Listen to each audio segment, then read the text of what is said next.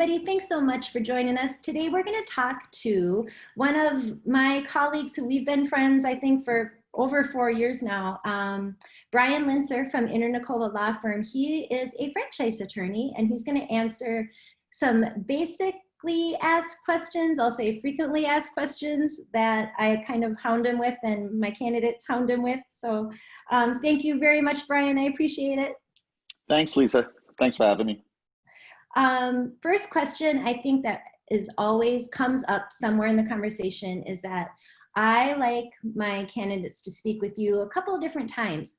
Sometimes early in the process if they're new to franchising, and then of course once they're down the road and they've chosen a franchise. But can you give us an idea of why I want them to speak with a franchise attorney and maybe not just a general business attorney? That's a great question. Generally speaking, the franchise attorney, the franchise industry, I should say, is a lot different than other industries. The franchise industry has its own nuances and things. And I think as far as a business attorney goes, you almost don't know what you don't know. I think that's kind of the best way to put it. There's a lot of things that go into an FDD and franchise agreement.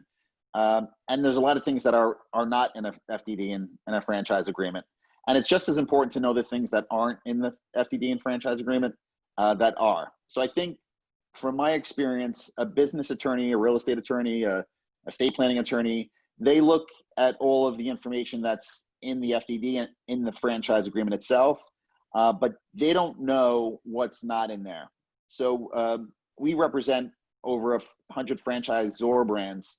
In addition to representing a lot of franchisees, we draft these FDDs all day. And I know the mindset of a franchisor. So I think, and most franchise attorneys do the same thing. So I think it's really important to understand the mindset that goes into an FDD and a franchise agreement, and to see what's not included. That's strategic. There's a reason why things are included, and if things aren't included in there. So that's probably the biggest issue. Another thing is also, just efficiency.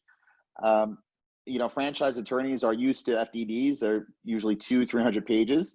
A franchise attorney can get through it relatively, quickly, as opposed to a real estate attorney who's going to read it as a real estate attorney would a real estate contract. And that usually results in a higher price. So I think ultimately you get a higher price, higher price service, but the service is a lower quality. And I think ultimately that's really where the issues come in.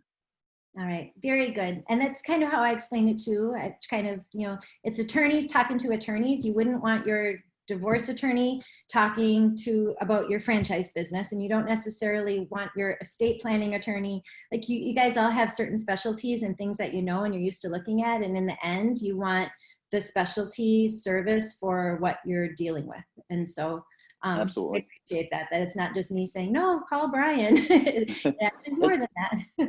It's, if you think about it, if you go to the doctor, you have a issue with your foot, you're not going to a cardiologist. And I think it's that type of expertise that you're looking for, and that's really important. The end result is going to be a lot different using a franchise attorney than business attorney, and it's really important that you find someone that knows what they're doing. Brian, one of the other questions that we get when I refer people to you as their franchise attorney is, and I think it's just kind of a common question of people to ask, they'll say, well, do you have anyone local to my market? And I know that that's not necessarily something that's super important when it comes to looking at franchise businesses, but am I wrong? I mean, do you think that it's better if you're local, or can you look at a franchise agreement from California, Florida, Texas, Washington, wherever? Yeah, franchising is actually a national practice. So it really doesn't matter where the attorney's from. It doesn't matter where the location is. The franchise laws generally come from the from the Federal Trade Commission, and the states can add to the FTC's laws. The reality is, even if you're located in Wisconsin, the franchise agreement is going to have the law that the franchisor, where the franchisor is based, typically there's a choice of law clause in the contract. So they'll choose, if they're based out of Colorado, they're going to choose Colorado law. So even if you're in Wisconsin, the agreement itself is going to be interpreted by Colorado law. And then Wisconsin can add their own franchisee protection laws, which they do have, and certain states have different laws. But a franchise attorney is going to be familiar with those laws and can interpret them better than, I think, a local real estate attorney or a local divorce attorney can do.